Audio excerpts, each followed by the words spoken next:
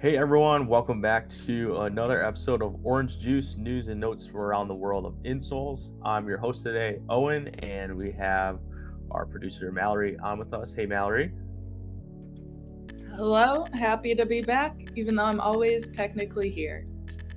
Yes, producer and co-host as we've previously covered. But Memorial Day is in the books, everyone. I hope you had a fantastic and restful long weekend. And thank you so much to those who have served and of course those who pay the ultimate sacrifice in protecting our country by serving. So that is an awesome holiday for many reasons, but it kicks us off really into the summer months of the year. So we want to make sure here at Orange Insoles that everyone is well prepared for the summer months and just makes the most of the good weather and getting outside and all that good stuff. So, Mallory, what are we doing today as far as our topic goes? How is it kind of going to go? We are going to look at some summer ins and outs, this or that, whatever you want to call it, and just dive into a few different things. Talk about, to be fair, this is the Orange Insoles podcast, so it'll be less wine or beer and a little more types of socks and sandals. We're going to talk about your feet. So, with that said, I'll kick it off. So, first one, this or that, barefoot or sandals, Mallory? So when I was a kid, the answer would have been barefoot. But sandals are definitely better. Um, just having something to protect you against the heat on sidewalks, blacktops, the amount of times I've burned myself that way, sharp objects. I will say though, when I was in Vegas a few years ago, I was walking in Birkenstocks in the dark and I kicked a piece of glass and cut my toe wide open. I wrapped it up with gauze and went to Caesar's nightclub anyway, and I was just profusely bleeding the whole night. So, maybe if you're in a dirtier area, closed toed is probably the best. Absolutely. But in this case, sandals over bare feet just to make sure we're protecting our feet. Although sometimes it is fun to be in the grass a bit with your bare feet. Bare feet is just so appealing for me. I'm also just transparently lazy about putting on my shoes, but yeah, I noticed that my feet literally get so dirty. Even when I walk like on what I think is like clean grass or whatever it is, I come inside, I look at my feet, I'm like, that's pretty disgusting if I'm being honest. So just throwing something on more times than not usually is a good one. Definitely. All right, on the topic of sandals, flip-flops or Birkenstocks? Great question. Flip flops are always going to have a special place in my heart just because I've always worn them from a little kid moving on up. But ever since I started working at Playmakers, Birkenstocks were definitely the go to. If you are going to be walking any sort of distance or just on your feet for any sort of time, Birkenstocks have built in arch support and actually a cork footbed. So your feet start to slowly mold to the footbed over time. So it's about as premium as you can get for foot support, and it's in what is now a fashionable sandal. Last point I'll throw out on the Birkenstocks, and this is a huge plug for them. You're welcome, Birkenstocks. Is they have um, new like, EVA foam Birkenstocks, where I refer to them as like all weather Birkenstocks. You can actually wear them right into the water, although they're not very secure on your foot. I've definitely had issues with them like falling off in the water. But you take them right out, they dry right off. They're pretty durable for the price and all that. So I recommend Birkenstocks. That's me. Yeah, I agree. I just get a pair and run them into the ground. I've literally worn a pair where you could see the cork on the bottom. I wore them down so much, but I Mm-hmm. love them. I know flip-flops can be tempting. I remember going to the mall growing up and at like Old Navy and like Charlotte Always. and weird like places they had like the $5 flip-flop wall. But though you would go through like 5 pairs in a summer and it's like, is it worth it? And they're not like helping you at all. So I Mm-hmm. feel like Birks are definitely worth the investment. Yeah, or the strap busts or whatever it is. So, Yeah. um, next one, kind of sticking with the outdoor theme, uh, barefoot or water shoes at the beach. So now we are on a nice summer vacation at the beach. Are we going to go in the water barefoot or with our water shoes? Um, I mean, most of us, let's be honest, are going. um, Honestly, if you do have water shoes, especially depending on what kind of water you're getting into, I've been in some of those like stony lakes where it is painful to even get into the water. Water shoes are actually really nice. Compared to other shoes, they're designed to dry fast and support your foot. So if you can, I think it's really great, especially if you do stuff like kayaking or water or what's it called? Paddleboarding. Paddleboarding. Yeah, they're great to have for activities, especially. I'm like, if you're gonna just run into the water and you're like sun tanning, whatever. But I think they're a great option for more beach activities. That's what I was gonna say. Like, if you're on a maybe a first date, and you guys are just like hanging out at the beach, just maybe don't bring your water shoes. But if you guys are like going kayaking and you know that you're gonna like do an extensive amount of swimming and exploring and that sort of thing, it could actually maybe be a nice gift to give your date some little water shoes, and then you guys could go and explore or whatever. But I get it. Honestly, they're not the most fashionable, and if you're just doing a quick dip in and out, bare feet's fine. Yeah. Um, all right. On shoes, minimalist shoes or cushion trainers? Yeah. So this one, I mean, I'll firmly say it just depends. So people kind of hear about minimalist shoes and they're like, "Hey, I've heard great things about them. They're comfortable on your feet. It feels like you're not wearing shoes." And that all of that is true, but especially the last part where it feels like you're not wearing shoes. So minimalist shoes are designed for like strengthening your feet opposed to just feeling good and being lightweight. What's an example? Like five fingers? Yeah, so like people will see five fingers, which is a good example where they literally look like people will call them like toe shoes. They're literally the shape of a foot with individual toes in them, and you can slip your feet in. Also, I know like Merrill has a lot of them, or shoes that have like Vibram outsoles, or really shoes that are just very thin in profile in general would be considered more of like a minimalist shoe. You can find some that are more, I guess, tailored to like outdoor sports and adventure and that sort of thing, compared to others. But yeah, there's kind of a variety of them. Yeah, I know I'm on the cushioned, wide toe box, Hoka opposite end of that.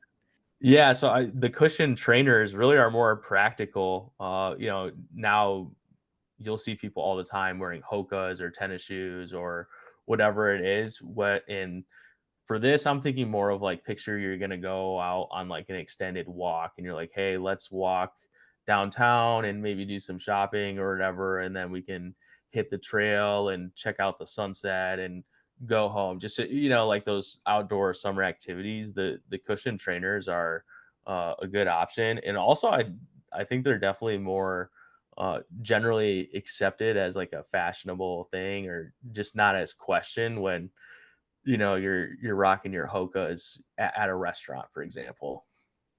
Yeah, I'm so happy New Balance is in style so I can wear my walkers. 100%. Yeah, very Um, old people shoes. Well, older people. I That's my dad saying Tom, who says that when I went into Playmakers and would buy my walkers, he would take pictures and send them to staff and be like, haha, look at what she's buying. Listen, old people shoes, you can call it that, or you can call them functional. Old people also are wise, so not I to like throw shade, age is but a number. So, true. um, pivoting off of like footwear though, one thing you want to talk about is socks and how that choice can definitely positively or negatively impact your activity. So First one is cotton socks or synthetic socks. Mallory? Um, I will let you talk more about the technology and things in Sure. synthetic socks, but, I will say I have a few pair of, like, scrunch cute, cotton socks, like, they're just trendy that I've worn, and, they have, like especially when I've gone running and things, like, given me blisters and just then, like, wore holes in them very easily compared to like my nicer running socks, like um, what do I wear? Balegas. Yeah, like a Belega. Yeah. You hit the nail on the head there. So cotton socks, they can cause blisters a lot more easily, especially when your feet get warm in the summertime and are sweating. And also, they're usually not as durable.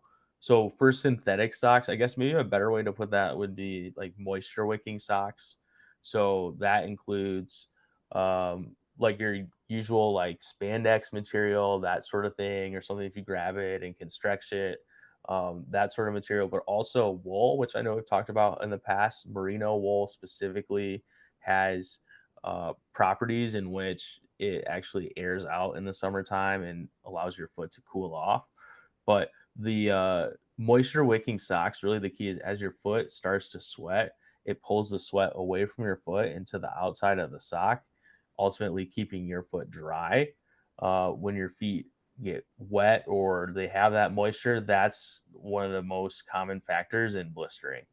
And everyone's had that experience where they blister for one reason or another, whether that's on your ankles or even just on your toes or feet. Yeah, and I feel like it's not something you usually think about. You usually blame the shoe or like, oh, I just walked too much that day. But it's interesting to think about how your socks can definitely affect that. That just Um, made me think of something, Mallory, is, when I was working at Playmakers, the shoe store, as we just kinda call it generally, folks would come in, they're like, "Hey, I don't like these shoes." I put them on and, like, my feet just feel, like, really hot, and they start to kinda, like, burn, and they just don't feel good in them. I don't think they fit right, and a lot of the times, we ask them what kinda socks they're wearing, and they'll just say, "I don't know, just, like, normal cotton socks." And it's a disservice to just take the shoes back and try to get another pair when the reality is it probably is the socks that's causing those sensations. I know another thing that can kind of affect blisters is ankle socks versus no-show socks. Great point. So no-show socks are absolutely more of like a fashionable thing at this point, especially with like your Sperry's or Tom's footwear or just like slip-on stuff. And there are a few select ones that definitely help prevent blisters because they're either moisture wicking or have this specific fit. But generally, no-show socks just have like a very I guess generic shape, like almost just like an oval shape that you kind of throw over your foot. And it's almost like those footies you put on at a shoe store, and they don't fit right, and they're not giving you the right protection on your feet. So it could again be a good thing to wear in certain scenarios, or if you're just like going out to dinner, or whatever it is, that would be fine. But the ankle sock is really just going to provide that much more protection. Yeah, and I got a pair of Doc Martens recently, and like if I wore any kind of no-show sock, my feet would be wrecked. I have to wear like higher ankle to like mid-calf socks to make sure I don't get blisters. And bonus, when I've worn my cotton ones, still have gotten blisters, so I've switched to wearing smart wool with them, and it's just been way better. Yeah, so some good no-show socks that the store, Playmakers, has gotten good feedback on. The Smart Wool no-show socks, and then I actually have the Features, FEET, Features, socks, and those are awesome. They have, like, a little tab in the back that basically grips your heel, but they're super lightweight, so those are a few good options if you are looking for them. And then, uh here's kind of another thing, Mal. I'll put you on the spot. So, would you wear socks with sandals? Yes, I always have, I always will. Especially now that I live in a city, I think it's real this is a personal opinion, obviously. I think it's gross to have your bare feet out in the city. It's just so I gross. mean, you told the story earlier about what happened in Vegas, and I know usually it stays in Vegas, but you brought it to the podcast, and that was pretty bad on your feet. So I get it with the socks. Yeah, well, I actually ended up just switching to, Birkenstock Boston clogs, so to cover my toes, but I like, in high school, I always wore my Birkenstocks in the fall and winter with, socks because I wasn't walking anywhere, drove everywhere, but yeah, I don't mind it. I know people have their opinions, but I'm a fan. Where do you stand on it? It's very polarizing. I've definitely done it before, more so just from a convenience standpoint, where like I'm just wearing my socks or whatever. I'm like, all right, I'm gonna run to the gas station to get a Gatorade. Like I'll throw on my flip flops. What I will point out though is I am not transparently a fashion forward person, so I'd be curious to, if we got the right person out here, what they would be saying about socks with sandals, because I'm sure we would get roasted. Well, I don't really know what, like, the criticism is besides, like, it used to be, like, a dad like, it was seen as, like, a dad thing to do to wear, like, socks with sandals, I guess. But, I like, think I the don't criticism is like, and now this is just an off-topic debate. Sandals are meant to be worn without socks, right? Like, what's the point of a sandal?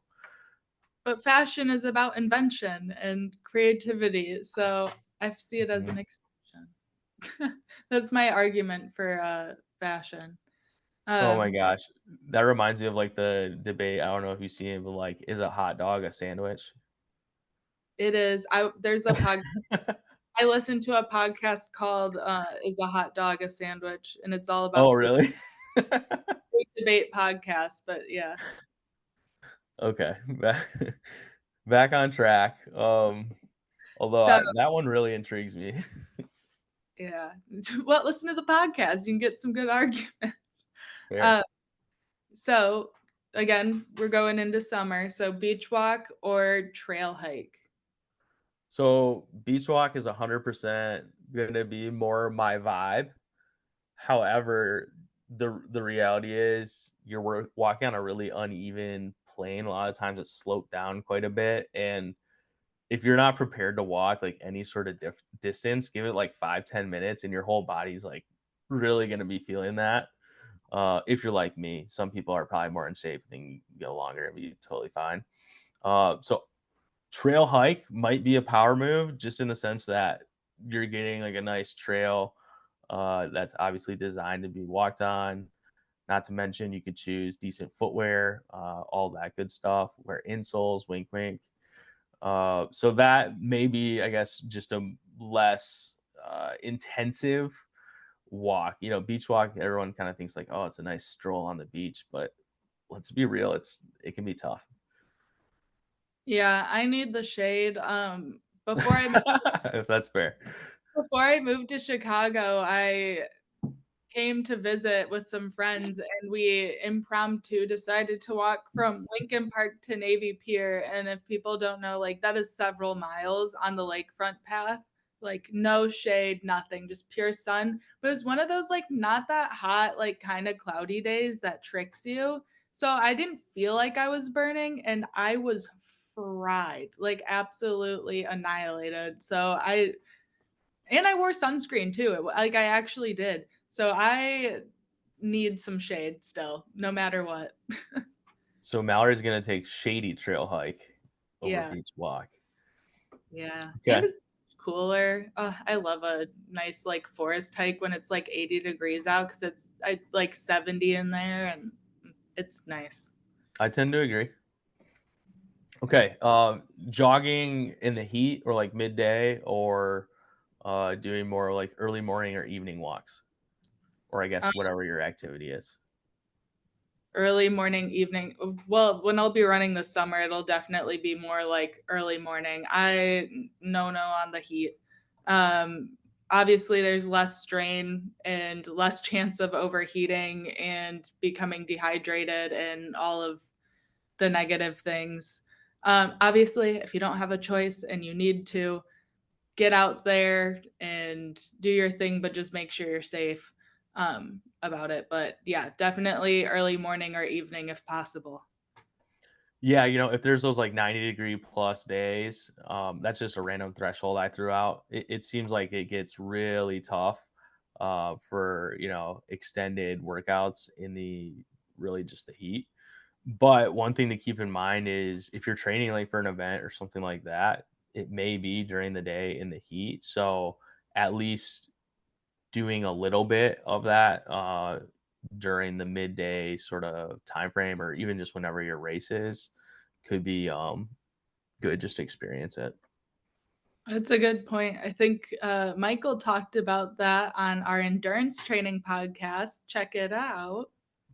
Oh, you're so right. I don't want to give away too much, but the weather was not exactly what he expected. We'll just say that. Next one, long outdoor day or multiple short activity bursts. So what I think about is like, are you gonna pack a cooler and go to the beach or hit the trail all day, or are you gonna maybe do one thing then another? Maybe you go on a beach walk in the morning, do the trail in the afternoon, back to the beach for the sunset, something like that. What do you think, Mel?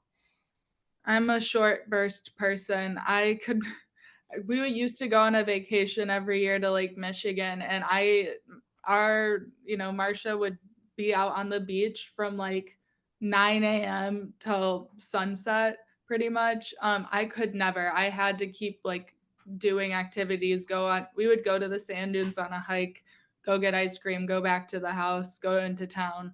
I need those little short activity bursts. I can't do a full like outdoor day. It's way too exhausting for me. Just being in the sun that long is so exhausting. I definitely agree. But like you said, it's funny that Marsha's not on this one because she's firmly on the other side. She'd be like, "Are you kidding me? You need to spend every second possible in the sun while we have it." So if you are doing that, really, I guess make sure you hydrate, bring sunscreen, make sure you have sources of shade, bring proper food and nutrition. We don't need you on an empty stomach, getting ready to pass out there, that sort of thing. So I think the bottom line is if you are going to go on a have a long outdoor day, just make sure you properly prepare. Definitely. All right, next one. And check out our Instagram to see the lawn mowing king, Owen. Yard work or gardening this summer? For me, it's yard work just because I have to. One, but two, with gardening, I'm just like not careful enough, if that makes sense. Like I feel like I would just either overwater something or like be trying to do one thing with one something and then take a step back and like step on a plant, or like I would just it's just not for me. So I would go more yard work, and it is a nice little workout. Well, I don't have a yard, so I'm gardening. I bought a little planter for my mini porch. It's like literally 2 feet. And I have a little herb garden. I actually haven't planted it yet. I've been taking them in and out because it's been so cold still. It'll be like 70 for like 2 days and now then back down to like 50. So I will be gardening soon. I know we talked about this before. I don't think on the podcast, but we actually have it's like a one pot like herb garden, and it has like basil, it has chives in there, like cilantro. It just has like lettuce. I'm sure there's a bunch of other stuff that I haven't even really realized, but it's actually just growing super well, and it's like really cool to just be able to reach in and like pretty much grab whatever you want, and it's just all like fresh and actually super well grown. Yeah, it's nice. I've been making burrito bowls this week and I have a cilantro plant and I've just been ripping off some and throwing it on top. It's so good. Makes a big difference. Definitely. Okay. So let's say you do your outdoor activity of choice. Maybe it was a little intensive. Now you're looking for some recovery and comfort. Um, Mallory, are you going foot soak or ice bath? Again, if you've been listening to the podcast lately, you know I'm team foot soak. I don't know how the people do ice baths, period. Like even just my feet would be horrible. I don't like that shock. I know there's benefits to it, but like warm foot soak, let me relax. Yeah, I've seen that, and I I'm not prepared to speak on the benefits of an ice bath or even just like people soaking their face in cold water is now a thing, I guess, which I I do don't know really know. it helps minimize your pores and like close them. It's good, but then there's benefits to steaming your face. It's all in your skincare routine. You should do cold at the end to close your pores. Okay. Anyway, I'm team foot soak. This is Orange Insoles podcast. We're team foot soak. So Foot soak. All right, I definitely know my answer to this next one, but are you refreshments or electrolyte mix? it so this is a loaded question. Refreshments being like soda, maybe beer, wine seltzers, lemonade, sugar iced tea, that sort of thing. I absolutely love every single one of those things I listed. They all have a special place in my heart, but the electrolyte mix really just puts you ahead, I feel like. I feel so much better when I stick to water, and I actually have a daily electrolyte mix that I drink now, which really just helps me generally stay hydrated, but a lot of benefits there. I love electrolytes. And then I like specifically my favorite flavor in every brand is the lemon lime. So if I'm craving that kind of like lemonade type thing, it already feels like a treat to me. So I am a big fan. Element is a good brand, Liquid IV, and then I now just buy Noon because it's cheapest one that I can find. But You know what we're drinking right now? It's a brand called Moon Juice, and it's actually the brand that our magnesium is in. But if you're wondering what all this is, go back to the previous episode and you can check it all out in detail. But the electrolyte mix, it's like a watermelon flavor, and I just like it 'cause it's like super light and super clean. Like some of them start to almost taste like Splenda, which like you get that like lemonade feel. But it's just so light and refreshing to me that it's just perfect. sounds good. Okay. So now you're firing up the grill. Brats and hot dogs or chicken? That one's tough. It depends what mood I'm in and what sides we have. Um, I mean, I like a hot dog sometimes, especially at Wrigley Field, for at a baseball game. But I don't think that could be an everyday craving for me where I could eat chicken like every single day, and there's so much more I can do with it. So kind of both, Yeah. or chicken all the time, hot dogs. I feel like they're more fun sometimes and like at like a barbecue with friends or at a baseball game. So we did a nutrition podcast, and kind of our whole thing was everything's good in moderation, and it's all situational, and you can't just isolate and say brats and hot dogs are bad and chicken's good. But especially like you just think about like chicken breasts, a grilled chicken breast, obviously little to no fat, a lot of protein, very filling.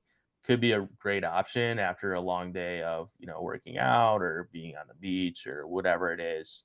And maybe just slightly more fulfilling or just lighter on your body. All right, I think I might know your answer to the last one then. Potato salad or grilled veggies and watermelon? Yeah. So, I mean, if we put it all together, do you want brats and hot dogs and potato salad? Answer yes. Like, that's my answer. Yes.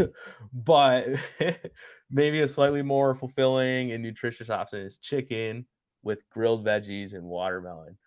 Just a nice holistic meal. You get your fruit, you get your veggie, you get your protein. Maybe you feel a little more generally fulfilled at the end of your meal.